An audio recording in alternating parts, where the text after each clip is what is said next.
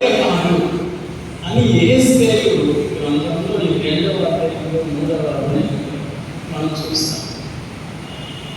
ఎందుకు సులువైన కాదు?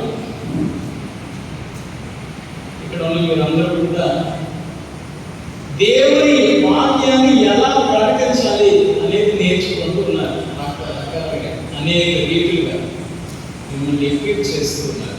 దేవుని వాక్యాన్ని ఎలా ప్రకటించాలి? ఫైనల్గా వచ్చేసరికి క్రిటిక్స్ ఎలా ప్రకటిస్తున్నాం దేవుని వాక్యాన్ని. ఇక సంఘంలోకి వెళ్ళిన తర్వాత ఫైనల్ మనిషి ప్రసంగాలు చేయాలి. దేవుని సేవకుడు దేవుని వాక్యాన్ని ప్రకటించాలి.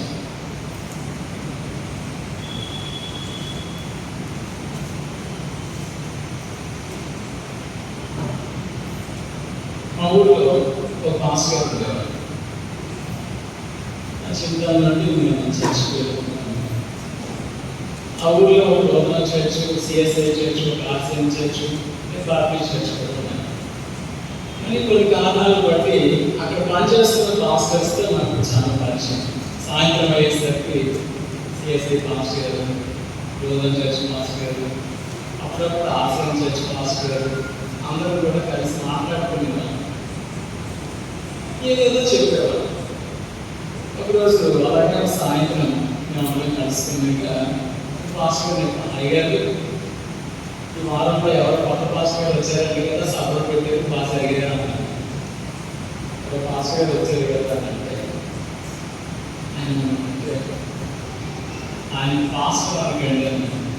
ఏమి ఆయన్ని ప్యాస్టర్ అన్నారు. ప్యాస్టర్ అన్నారే అదే సార్, పాస్టర్ అంటారు కదా అందరూ, మీరు ప్యాస్టర్ అంటారు ఏంటంటే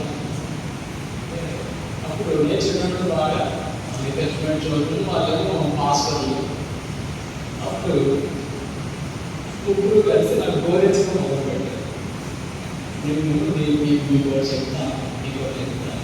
ఏంటంటే పాస్టర్స్ తెలియ చెప్తున్నాను. PAS TOR pastor. నేను మీకు జస్ట్ చిన్న చిన్న స్పెల్లింగ్ మిస్టేక్స్తో అంటే అక్షరాలు మార్చి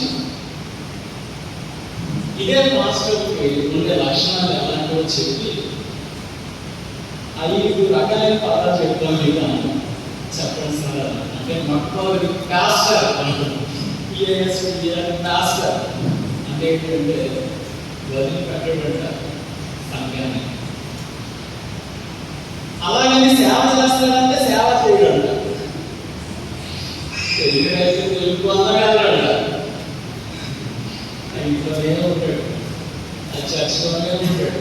అందుకే సంఘస్థులు అప్పుడప్పుడు ఆయన అంటారంటే మన పాస్టర్ గారు అనుకుంటా కొంతకాలానికి పాస్టర్ గారు అంటారు అంటారు. టేస్ట్ బాగా గట్టిగా అనుకుంటూ ఇంకోటి మాస్టర్ చెప్పారు. ఇది ఒకటే కాదు, నేను ఇంకొక మాట చెప్తాను. ఏంటంటే మాస్టర్ గారు ఇంకొక మాట అంటే కొంతమంది మోటర్ గారులను కూడా పిలుస్తారంట. కొంతమంది డ్రింక్ చేసి అటు ఇటు వెళ్ళి అయ్యగారు పాటర్ గారు అంటారంట. ఎందుకు పాటర్ గారు అంటారంటే ఎక్కడ మాత్రం ఆచారం ఎక్కడ చెప్పి మిగిలిపోతాడు అన్నమాట. పాటర్ అంటే మూసేవాడు, ఎక్కడ దగ్గరికి అక్కడ దగ్గరికి చెప్పేవాడు. వాక్యం చెప్పుకోవడం అంటే ఇక్కడ వాళ్ళంటే అక్కడ చెప్పులు తిరుగుతూ ఉంటాడు. ఎలా ఉంటారు వాళ్ళు? మోటర్ గారు, పాస్టర్ గారు, పాటర్ గారు. ఇంకొక మాట చెప్తాను, చెప్పండి సార్ అంటే ఆయన అన్నాడు అందరూ పాస్టర్ గారు, కొంతమంది పాస్టర్లు ఉంటారు. పాస్టర్ అంటే POS పాస్టర్ అంటే హూ సీక్స్ పబ్లిసిటీ. పాస్టర్లు ఏం చెప్తే సినిమా పాస్టర్లు, నాటక పాస్టర్లు ఉంటాయి. అవన్నీ కూడా పబ్లిసిటీ ఓరియంటెడ్. వచ్చేటంటే మనం కూడా అలాంటి నాకే చెప్పంటే పాస్టర్లు అంటారు వేసేవారు చూస్తున్నాడే తప్ప ఇంకేం లేదు. పాస్టర్ ఇంకొక మాట ఉంటే సార్ చెప్పండి అని చెప్పాడు. కొంతమంది ఫేస్టర్గా అంటారు. ఫేస్టర్ అంటే ఏంటంటే బాగా గమనించారు, మంచి వంట, మంచి సెలక్షన్, మంచి టేస్ట్, రకరకాలైనటువంటి తినడంలో మంచి ఎక్స్పర్ట్. ఏమంటారంటే సంఘస్థకు వెళ్ళే తెలియదంటే నాకు తెలియదు. సంఘస్థు ఆయా సంఘాలకి పనిచేస్తూ ఉంటే ఎలాంటి పేర్లని మాస్టర్లు పెడుతున్నారంట. టేస్టర్ పెట్టారంట. మాస్టర్ వాళ్ళు కూడా టేస్ట్ అన్నమాట. ఎక్కువ వింటూ తినవుతారు. ఇంకొక మాస్టర్ చెప్పారు, సార్ కొంతమంది మాస్టర్ వాళ్ళు పాస్టర్లు కాదంట, ఫాస్టర్ ఉంటారంట. పాపలు ఈ ఫాస్టర్ గారు ఏం చేస్తారంటే ఎప్పుడు కూడా చాలా స్పీడ్, దెబ్బలాంటే మామూలుగా ఉండదు.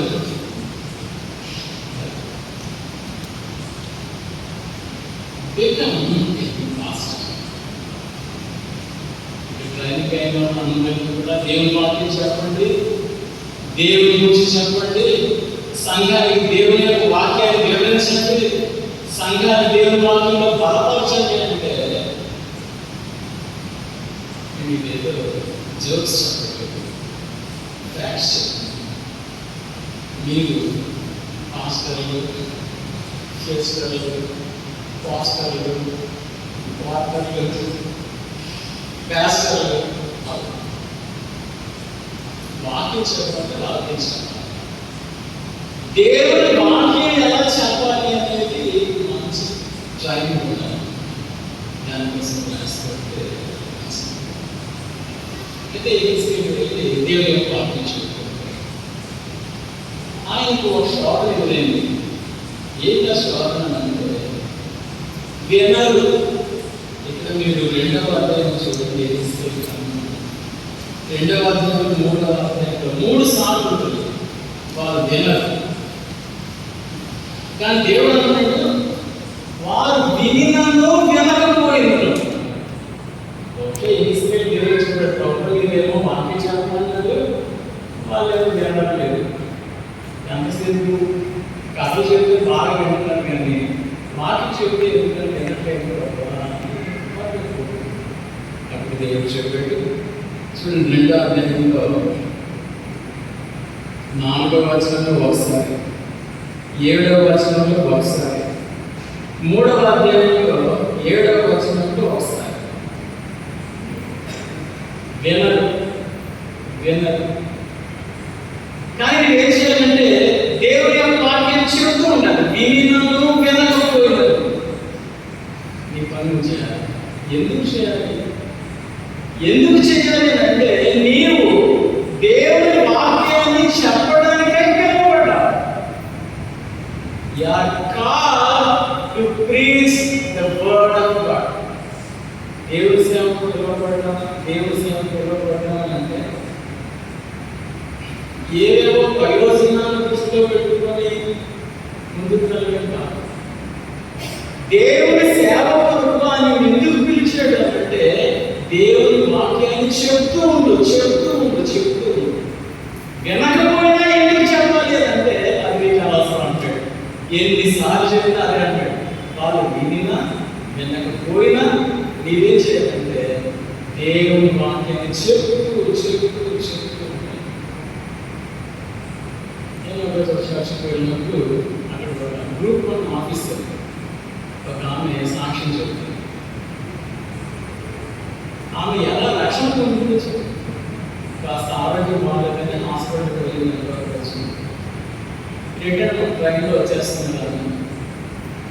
డాక్టర్స్ చెప్పారు ఇక్కడ రిపోర్ట్స్ అన్ని చూసి, అమ్మ దగ్గర వైద్యానికి పనికిరావు, ఇంటికి వెళ్ళి రెస్ట్ తీసుకో, బ్రతికినంతగానే బ్రతుకుతావు, తర్వాత ఆ దేవుని దయ. సరే వచ్చేస్తుంది. రాత్రి చెప్పినట్లు ఉదయం వరకు కూడా అలా బ్రతికిన కూర్చున్నాను. ఉదయం ఇక ఇలా తెల్లవారుతూ ఉండగా ఒక భిక్షగా వచ్చాడు. వచ్చి వాడు పాట పాడుతున్నాడంట. యేసు నిన్ను రక్షించింది, యేసు నిన్ను స్వస్థపరచింది, యేసు రక్తము నీ పాపములు పడుతుందని పాట పాడుతున్నాడంట. స్వస్థపరచు, యేసు నిన్ను స్వస్థపరచు అనే మాట నా చెవిలో పెట్టింది. వైద్యులే నా చేతులు ఎత్తేసారు నా బాగా చూసి, ఈ అడుగులేవాడు వచ్చింది. యేసు స్వస్థపరచు అని అంటున్నాడేంటి అనుకున్నాడు.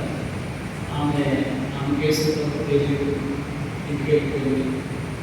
ఇంటికి వెళ్ళిన తర్వాత ఈ మాట మాత్రం ఆమె వదిలిపెట్టట్లేదు. యేసు నిన్ను రక్షిస్తాడు, యేసు నీకు సహాయం చేస్తాడు అనే మాట చెవిలో అలా వినిపిస్తుంది. పక్కన వెళ్ళిపోయిన ప్రతి ఏడుస్తూ మాసం కూర్చుంది. అలా ఏడుస్తూ ఎదుర్కోకుండా ఈ మాట అయితే వినిపిస్తుంది. కానీ ఈ మాట వినిపించడం వల్ల ఆమె ప్రార్థన చేయడం మొదలుపెట్టింది. కొంతకాలానికి ఆమె చేంజ్ వస్తుంది. డాక్టర్ దగ్గరికి మళ్ళీ వెళ్ళారు, చూశారు, ఆమె ఆరోగ్యమైన వస్తుంది. అదే ఆమె చెప్తున్న సాక్షి. నేను ఎందుకు ఈ మాటలు చెప్తున్నానంటే, కొన్నిసార్లు మనం అనుకుంటున్నాను దేవుని వాక్యం నేను చెప్పాలి, నేను చెప్పకపోతే ఇంకా ఈ సంఘానికి దిక్కులేదు అని అనుకుంటున్నాను. కానీ దేవుడు ఏం చేయగలంటే, ఏ ధైర్యం లేదు, చదువు లేదు, దక్షిణాలు చేస్తామని మాట్లాడచ్చు. మనం ఏం నేర్చుకోవాలంటే పిలవబడ్డాం. దేవుని సేవ కొరకే ఒక ప్రత్యేక తర్ఫీదు, ఒక మంచి శిక్షణ పొందుతూ వచ్చాను. ఇది ఇంకంత బాగా చెప్పాలి. చెప్తూ ఉండాలంటే వినేవాళ్ళు వినకపోయినారు దేవుడు ఒక కార్యం చేస్తాడు. కనుక ఎవరో సాటిస్ఫై అయ్యారని, ఎవరో మెచ్చుకున్నారని, ఎవరో దండలేసారని మనం చెప్పాల్సిన అవసరం లేదు. నీ పని, నీకు దేవుని పని చేయడానికి వచ్చాను. దేవుడిని ఎందుకు పిలిచేటంటే దేవుని వాక్యం పిలిచేది. దేవుని వాక్యంలో మంచి శిక్షణ పొంది దేవుని వాక్యాన్ని బోధించడానికి దేవుని సేవకుడు. రెండోది ఇంకొక సమస్య వచ్చింది. వినని వాళ్ళకి ఎందుకు చెప్పాలి ప్రభావ అన్నట్టు మొదట. రెండోది ఏమంటాడంటే, అసలు వాళ్ళు ఎలాంటి వేస్తారు ప్రభావ, నువ్వు వెళ్ళి చెప్పుకో అంటావు. కానీ సరే వినినా వినకపోయినా చెప్తూ ఉంటే వాళ్ళు ఏం చేస్తున్నారంటే తిరుగుబాటు చేస్తున్నారు అని అంటున్నాడు. ఇక్కడ మీరు చూస్తే 2వ అధ్యాయంలో 5వ వచనంలో ఉంటుంది. 2:5 చదువుతారా? 3:5 నరపుత్రుడా, నీవు బ్రహ్మదండి చెట్లలోను ముండ్ల తుప్పలలోను తిరుగుచున్నావు, తేళ్ల మధ్య నివసించుచున్నావు. ఇక్కడ దేవుని సేవ చేయకు, దేవుని వాక్యం చేయకు అని అన్నాడు. దేవుని వాళ్ళకి చెప్పండి. ఆ వినని వాళ్ళు కేవలం వినని వాళ్ళు ఏంటంటే ఎలాంటి వాళ్ళు అంటే బ్రహ్మదండి చెట్ల లాంటి వాడు, ముండ్ల తుప్పల లాంటి వాడు, ఇంకొక మాట ఉపయోగించాడు తేళ్ల లాంటి వాడు, అంటే కరిచేస్తారు, విషపుండు లాంటి వాడు, కరిచేస్తారు, నేను బ్రతికినవారు. ఇలాంటి వాళ్ళకి ఎలా చెప్పాలి ప్రభు అంటే నువ్వు చెప్పాలనుకుంటున్నా. ఎందుకు చెప్పాలి అని అంటే అక్కడ ఒక ముఖ్యమైన కారణం చెప్పాడు. చూడండి, 4వ వచనంలో చివరిలో అంటాడు, వారు వినినను వినకపోయినను తమ మధ్య ప్రవక్త ఉన్నాడని వారు తెలుసుకున్నట్లు ప్రభువు యెహోవా ఇలా సెలవిస్తున్నాడని వారికి ప్రకటింపబడాలి. వాళ్ళు అలా కట్ చేస్తూనే ఉంటారు, మీకు కాటు వేస్తూనే ఉంటారు, మీకు వాళ్ళ కాట్లతో నీకు విషయం నింపుతూనే ఉంటారు.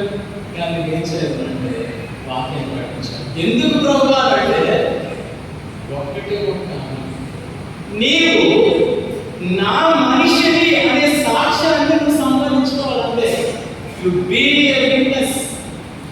చెప్పావు వారు విన్నారు. రెండవది, వాళ్ళు నిన్ను గాయపరుస్తూ ఉంటారు, అయినా నువ్వు నా కొరకైన సాక్షిగా జీవించాలి. సేవకులు వీటన్నిటిని ఆస్వాదించడం నేర్చుకోవాలి. బైబిల్ ట్రైనింగ్, దేవుడికి చెప్పడం అని అంటే బాగా చెప్పడం అయితే అయిపోయింది. ఎన్నో రకాలైన బ్రతకూడదు, ఎన్నో రకాలైన శోధనలు, ఎన్నో నిందలు, అవమానాలు ఎదుర్కోవడానికి సిద్ధపడి ఉండాలి, ఆస్వాదించాలి. వెల్కమ్ ఏదైనా దాన్ని స్వాగతించి అందులో కూడా దేవుని కొరకు జీవించడం అనే దానికి సంస్కృతి. అదోనిరామ్ జడ్సన్ అని ఒక మిషనరీ ఉన్నాడు. ఆయన బర్మా దేశంలో ఒక సేవ చేస్తారు. ఇది సేవ చేస్తుంటే వాళ్ళు పెట్టారు, చాలా కష్టపెట్టారు. చాలా సంవత్సరాలు, దాదాపు 7-8 సంవత్సరాలు సరైన ఆహారం లేక, వస్త్రం లేక, నివసించడానికి ఇల్లు లేక చాలా అవసరంగా పెట్టారు. 7-8 సంవత్సరాలు. ఆ తర్వాత 15 నెలలు జైలు పడేశారు. బాగా కొట్టారు, రోజు కొట్టడం అంతా ఇంకేమి తెలియడం తప్ప ఏమి. అయిపో 15 నెలలు అయ్యాక బర్మా రాజును తీసుకురండి అన్నాడట. జాక్సన్ తీసుకెళ్ళారు. అప్పుడు అదోనిరామ్ జాక్సన్ ఎలా అన్నాడట, అయ్యా ఇంతవరకు పడే కష్టాలు చాలు, నేను ఇక్కడ మీ ఊరు నుండి అంటే ఈ రాజధాని టౌన్ నుండి ఇంకెక్కడికైనా వెళ్ళిపోతాను, నన్ను వదిలేండి అన్నాడు. జాగ్రత్తగా ఆలోచించండి. ఇక్కడ ఉంటే మీరు నన్ను చాలా బాధ పెడతారు, మీకు నేనంటే మీకు ఇష్టం ఉండట్లేదు, నేను చెప్పే మాటలు మీకు మనసులేదు, ఇంకెక్కడికైనా వెళ్ళిపోతానండి, పంపించేయండి అని అంటే ధర్మరాజు అన్నాడంటే, చూడు నువ్వు ఎక్కడికైనా వెళ్ళు చెప్పు, కానీ నేను నీకు చెప్పేది ఏంటంటే ఈ ప్రజలు నీ మాటలు విని మారిపోయేటంత పిచ్చి వాళ్ళైతే కాదు అలా చెప్తున్నాను. ఈ దేశ ప్రజలు నీ మాటలు విని మారిపోయేటంత పిచ్చి వాళ్ళు కాదు, కానీ వాళ్ళు మారిపోతారు. ఎలా అంటే నీ దేహంలో గాయాలు చూసి మారిపోతారు. Not by your words but by scars.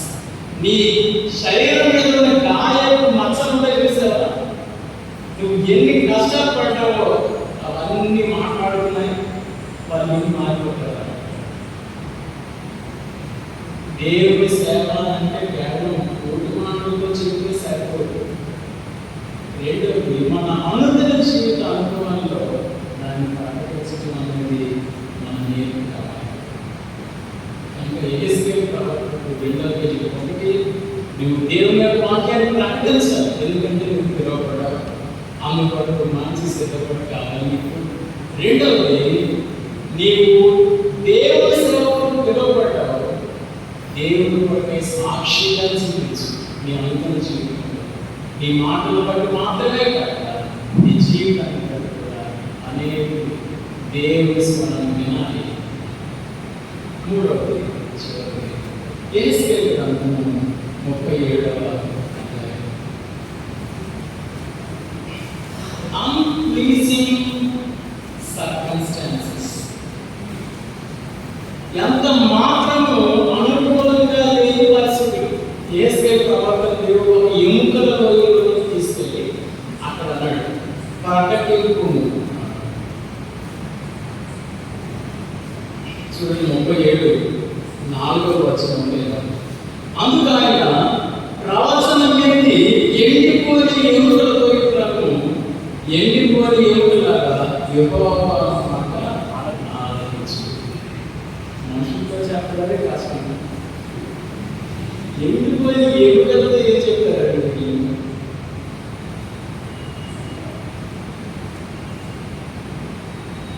నాలుగుగా ఈ ఎముకలు బ్రతకగలవా అంటే ఇక యెహెజ్కేలు ప్రవక్త అప్పటికే చాలా అధ్యాయాలు అయిపోయాయి కదా, నీరసం వచ్చినట్టుంది. ప్రభువా అది నీకే తెలియదు, నువ్వు చెప్పమంటే నేను చెబుతున్నాను, చెప్పమంటే చెబుతున్నాను.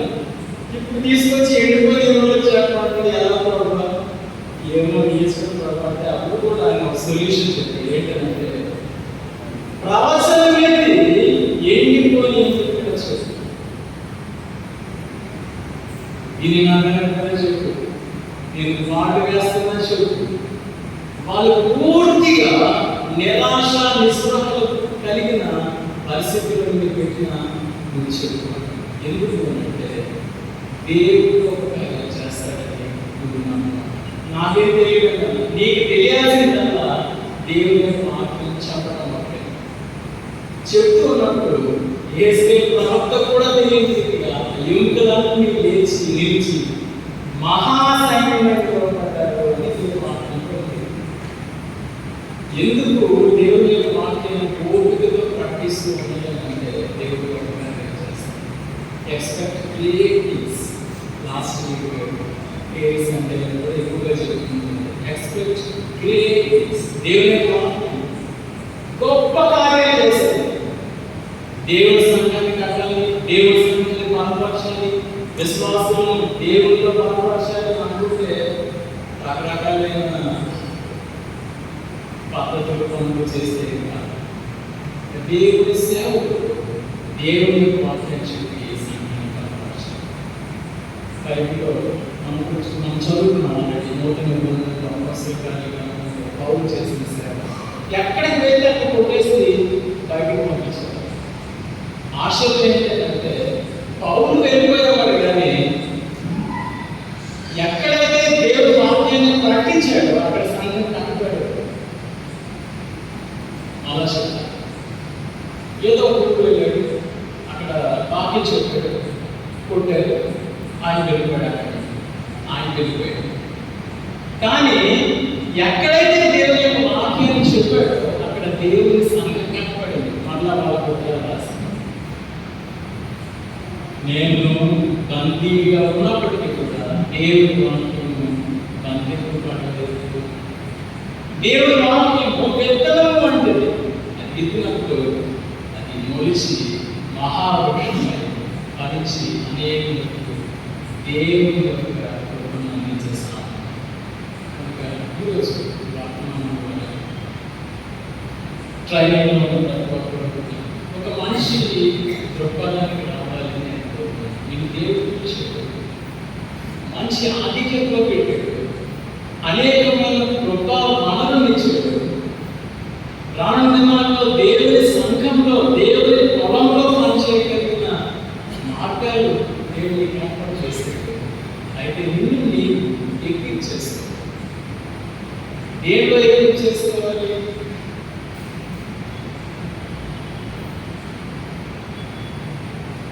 నేను పరిశుద్ధి చెప్తానండి, నేను స్వస్థతలు చేస్తానండి, నేను దయ్యాలండి, అవన్నీ తర్వాత సంగతి. దేవుడి సేవకునికి ఉండవలసిన మొదటి ప్రాధాన్యత దేవుని మాటలు చెప్పాలి. కనుక దేవుని మాటలు చెప్పడంలో సంసిద్ధి. దేవుని వాక్యం చెబుతూ ఎదురయ్యే ఏ పరిస్థితుల్లోనైనా దేవుడు సంతోషిస్తూ ఇంకా దేవుని వాక్యం చెప్పడానికి ప్రయత్నించండి. దేవుని వాక్యం చెప్పండి. ఎందుకనంటే అద్భుతమైన ఫలితాలు, మనం ఊహించని ఫలితాలు దేవుడు వాక్య పరిచయం ద్వారా మిమ్మల్ని అందరినీ రీతిగా బలపరిచి వాక్యంతో శక్తితో నింపి దేవుని సేవలో పాడుకోవాలని అందరితో ప్రార్థన చేస్తూ దేవుడి వాక్యం ఆశీర్వదించిన ప్రార్థన చేస్తుంది.